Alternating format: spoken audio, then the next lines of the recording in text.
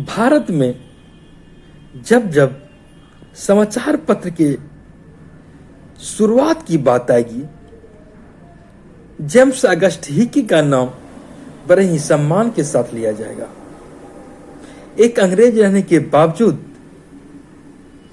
पत्रकारिता शुरू करने का श्रेय जेम्स अगस्ट हिकी को ही जाता है, जिन्होंने 29 जनवरी 1780 को अपने देश में पहला समाचार पत्र कलकत्ता से निकाला था और उसका नाम बंगाल गजट या कलकत्ता जनरल एडवर्टाइजर हुआ करता था। और आपको बता दें कि प्रेस की शुरुआत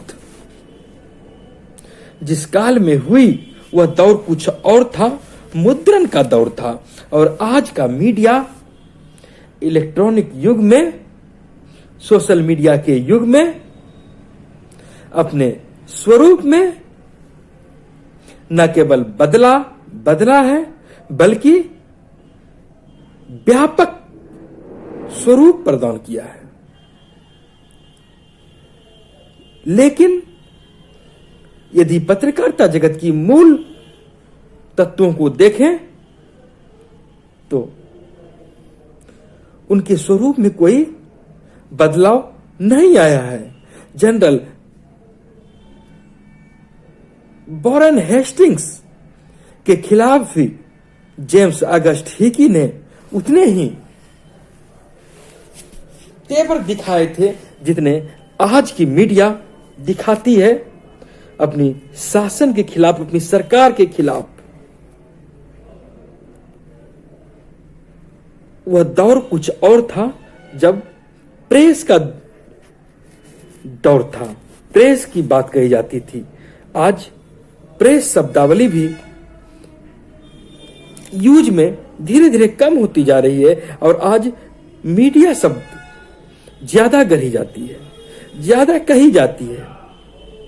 लेकिन जब हम मूल चीज को देखें तो वहां पर प्रेस शब्द से ही इसकी शुरुआत हुई थी। प्रेस एक इंग्लिश शब्द है, अंग्रेजी शब्द है और उसका पारंपरिक दृष्टि से अर्थ छापाखाना हुआ करता है।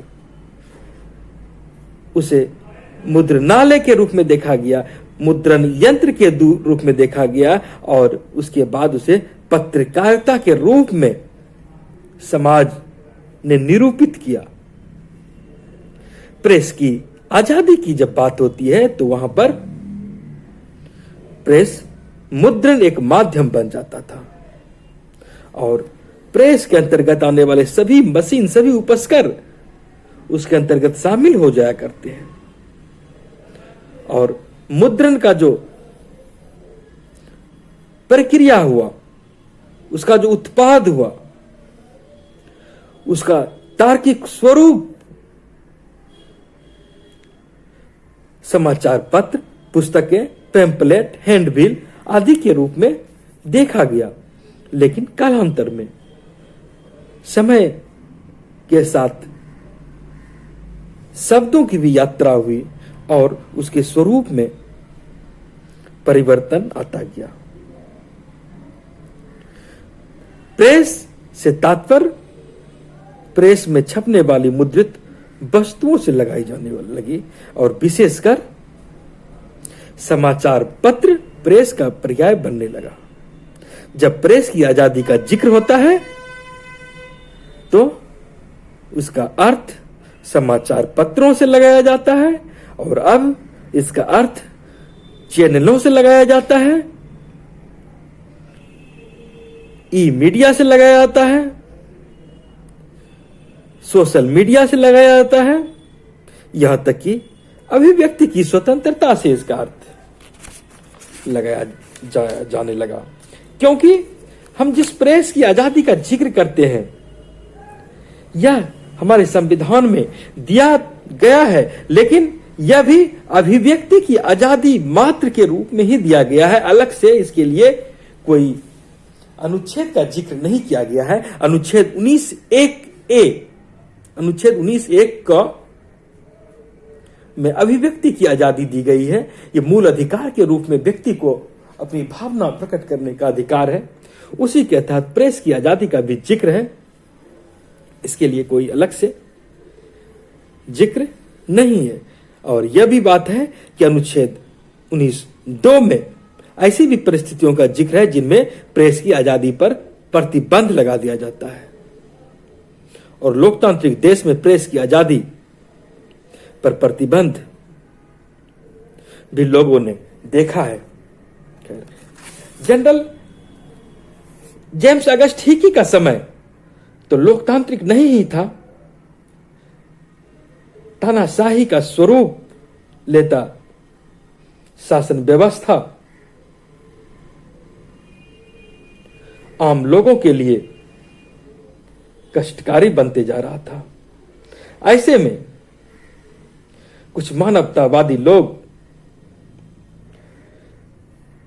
यह अलग बात है कि जनरल अगस्ट हिकी भी इंग्लैंड के थे, आयरलैंड के थे। 1740 में उनका जन्म हुआ था और ईस्ट इंडिया के कर्मचारी के रूप में ही वे 1772 ईस्वी में भारत आए थे।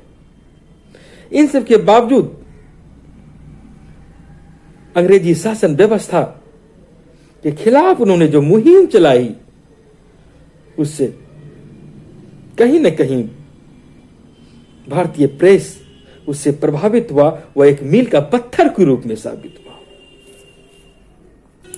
जेम्स अगस्ट हिकी ने किसी को नहीं छोड़ा। वे जानते थे कि वे जो करने जा रहे हैं इसका अंजाम कितना बुरा हो सकता है। और यही कारण रहा कि उन्होंने जब अपना पहला अंक निकाला, उसी समय उन्होंने उसमें लिखा था, मुझे अपने मन और आत्मा के लिए स्वतंत्रता मोल लेने को, अपने शरीर को दास बनाने में प्रसन्नता होती है। अपने बलबूते उन्होंने जो काम आरंभ किया वह उसके पहले किसी ने नहीं किया था। जेम्स अगस्ट हिकी ने जब बंगाल गजट का प्रकाशन किया तो उन्होंने अपना परिचय कंपनी के पूर्व मुद्रक के रूप में दिया था और उसमें कंपनी के कर्मचारियों के निजी जीवन को सार्वजनिक करने पर उन्होंने बल दिया। उसके 2 पन्ने थे महज। उसी में उन्होंने गवर्नर जनरल वॉरेन हेस्टिंग्स की कंपनी के एवं उनके कंपनी के अन्य कर्मचारियों के निजी जीवन पर व्यंग छापते थे। फुहर और उपहासजनक टिप्पणी, उत्तेजनात्मक लेखन शैली के रूप में उन्होंने अपनी पहचान स्थापित की। उनकी आपत्तिजनक टिप्पणियों से जनरल वॉरेन हेस्टिंग्स भी आहत हुए और इनके खिलाफ जुर्माना लगा, मुकदमा चला। इन सब के बावजूद अगर हम देखें कि जनरल अगस्ट हिकी ने ऐसा, जेम्स अगस्ट हिकी ने ऐसा क्यों किया, तो थोड़ा सा तत्कालीन परिस्थितियों पर हमें ध्यान देने की जरूरत पड़ती है। उस समय अगर देखें तो बंगाल में ब्रिटिश स्थापित हो गए थे, ब्रिटिश शासन। क्योंकि 1757 में जब पलासी की लड़ाई लड़ी गई बंगाल के नवाब से और वे जीत गए तो उनका मनोबल काफी बढ़ा हुआ था। 1757 के बाद 1780 में इनका अखबार निकलता और महज उस समय 23 वर्ष हुए थे। रॉबर्ट क्लाइव के बाद उस समय वॉरेन हेस्टिंग्स बंगाल का गवर्नर बनकर ब्रिटेन से बंगाल आया था और भारत आने के बाद ब्रिटिश पार्लियामेंट ने बंगाल में ईस्ट इंडिया कंपनी के शासन व्यवस्था पर नियंत्रण के लिए 1773 में हम जानते हैं कि रेगुलेटिंग एक्ट पास कर दिया था, और वह उसके अनुसार बंगाल में एक गवर्नर जनरल बना दिया गया, और जनरल वॉरेन हेस्टिंग्स को गवर्नर जनरल बनाने के साथ साथ उनकी सहायता के लिए और 4 मेंबर की एक काउंसिल बनाई गई थी। उसके 4 सदस्य के रूप में sir Philip Francis, lieutenant general Clavering, John Monson और रिचर्ड वॉरबेल्का थे। और यह भी जानते हैं कि उसी समय भारत में पहली बार सुप्रीम कोर्ट की भी स्थापना हुई थी, और पहला चीफ जस्टिस के रूप में सर एलिजा एमपी का नाम आता है, सर एलिजा एमपी का। वह उस समय ब्रिटेन के लिए भारत आर्थिक रूप से सोने की चिड़िया थी। कंपनी के कर्मचारी यहां से पैसा लूट लूट कर ले जा रहे थे, और वहां से अन्य व्यापारी भी अपने आप को माला माल कर देने के उद्देश्य से भारत से व्यापार करना चाहते थे। इसी उद्देश्य से बहुत से व्यापारी बंगाल आए थे। यहां उन्होंने जब देखा कि कंपनी के कर्मचारी व्यक्तिगत हित के लिए कंपनी को धोखा देकर अपना स्वतंत्र व्यापार चला रहे हैं, तो उसी में जनरल अगस्त हिकी को अच्छा नहीं लगा। कोई माला माल हो रहे थे, कोई देख रहा था। सबके लिए परिस्थिति एक समान नहीं थी, और इसके लिए ऐसी भी परिस्थिति नहीं थी कि बंगाल के लोगों में इतनी अधिक जागृति आ जाए, जागरूकता उत्पन्न हो जाए कि वे उसका विरोध करें। और ऐसी भी स्थिति नहीं थी कि सभी स्वतंत्र अंग्रेज व्यापारी एक रूप में एक जैसा काम कर सके। और यहां पर इसके पहले एक इंसान आते हैं विलियम बोल्ट, उन्होंने भी ऐसी कुछ बातें शुरुआत करने की कोशिश की थी, लेकिन विलियम बोल्ट को भी 1768 ईस्वी में यहां से भगा दिया गया था।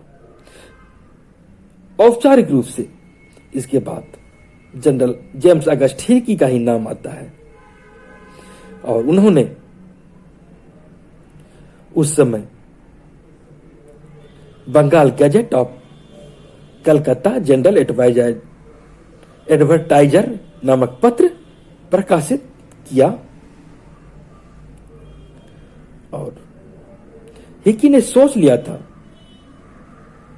कि इसका परिणाम घातक हो सकता है, इसके बावजूद उन्होंने ऐसा काम किया। और पहला अंक 2 पेज का था, मात्र 4 पेज 2 पेज का, और उसमें उसकी लंबाई 12 इंच और चौड़ाई 8 इंच थी। उसमें नीचे में लिखा था कि राजनीतिक और व्यापारिक साप्ताहिक खुला तो सब पार्टियों के लिए है, पर प्रभावित किसी से नहीं है। और ऐसा उस समय उन्होंने कोशिश की कि अधिकांश एक विज्ञापन का स्वरूप में वह पत्रिका आया, और एक तरह से यह व्यापारिक पत्र सिद्ध हुआ।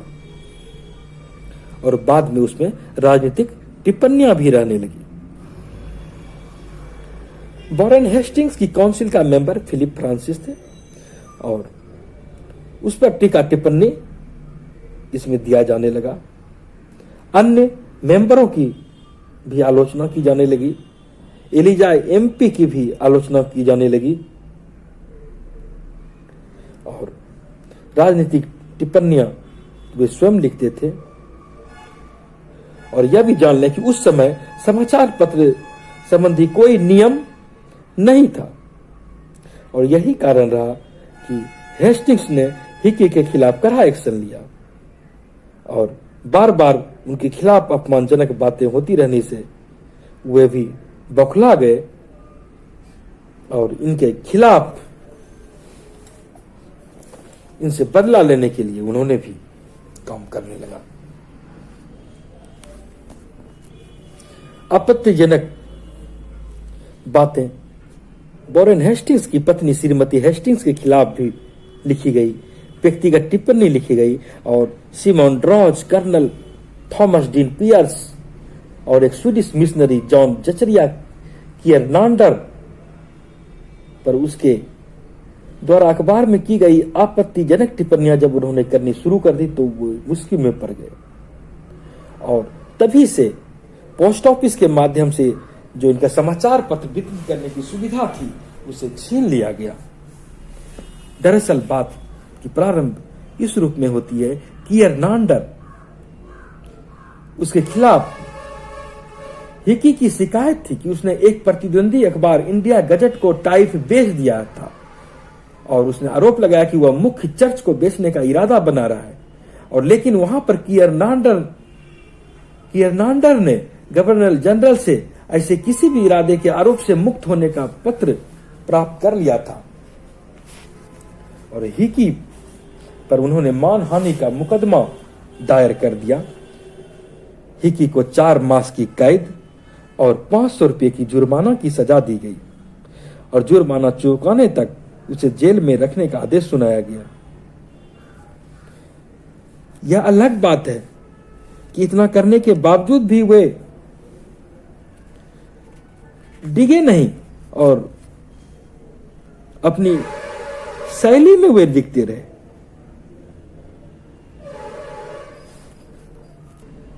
उस समय कहा जाता है कि समाचार पत्र पर डाक से भेजने के लिए 1 पैसे का टिकट लगता था और वह रजिस्टर्ड होता था तो, लेकिन वहां पर फिर 3 पैसे का अतिरिक्त टिकट लगा दिया जाने लगा और नियम बना दिया गया कि उस पर 4 पैसे लिए जाएं, समाचार पत्र भेज दिए जाएं और शेष पैसे उनसे ही वसूल कर लिया जाए।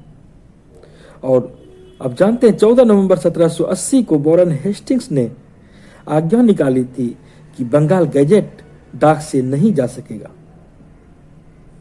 और उसके बाद एलिजा एमपी पर और इन्होंने कटाक्ष करना स्टार्ट कर दिया और सरकार का कोप भाजन ये क्रमशः बनते चले गए।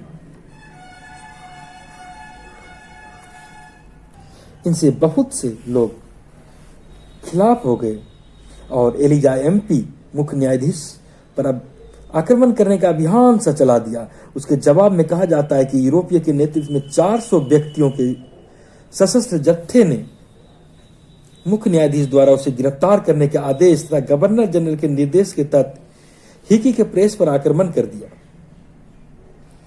हिकी ने भी उन्हें पीटा लेकिन जल्द ही यह स्वयं सुप्रीम कोर्ट में हाजिर हो गया और कोर्ट ने इसे गिरफ्तार कर लिया गया। इनके लिए जमानत के लिए 80,000 रुपये की राशि रखी और नहीं तो उन्हें हिरासत में रखने की बात कही गई।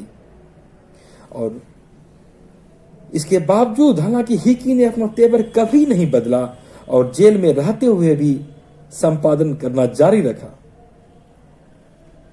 लेकिन फिर चले मुकदमे में उन्हें 1 वर्ष की कैद और 200 रुपया जुर्माना और दूसरे मामले में 5,000 रुपया जुर्माना इन पर लगाया गया। उन्हें काफी धक्का खाना पड़ा। अपने अंतिम दम तक वे लेखन जारी रखे लेकिन आर्थिक गरीबी से वे परेशान हो गए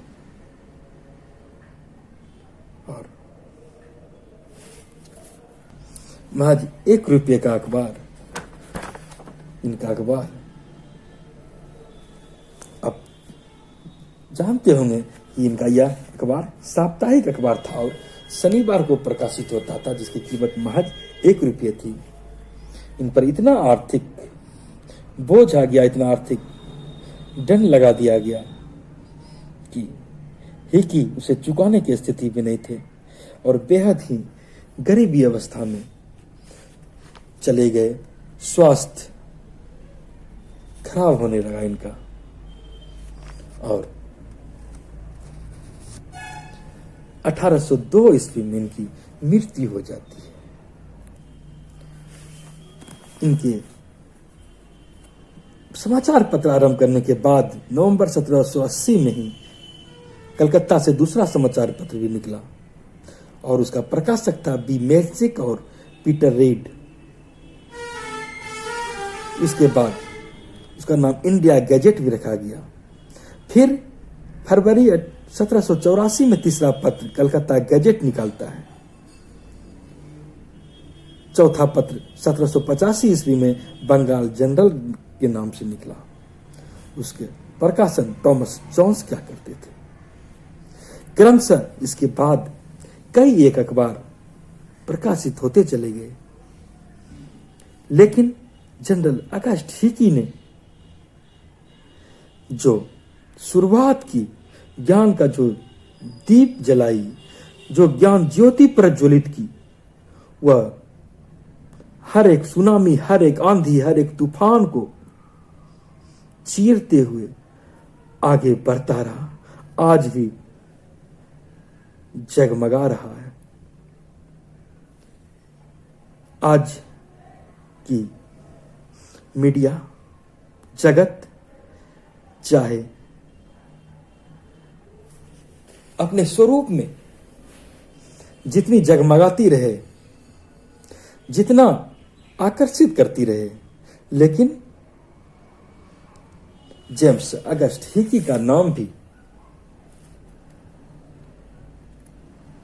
सदा सदा के लिए भारतीय पत्रकारिता जगत से जुड़ा रहेगा। जेम्स अगस्ट हिकी के तेवर, उनके व्यंग, उनकी उत्तेजनात्मक शैली आज भी इस पेशे से जुड़े लोगों को आकर्षित करता है। धन्यवाद। उम्मीद है आपको कुछ नई जानकारी मिली होगी। धन्यवाद।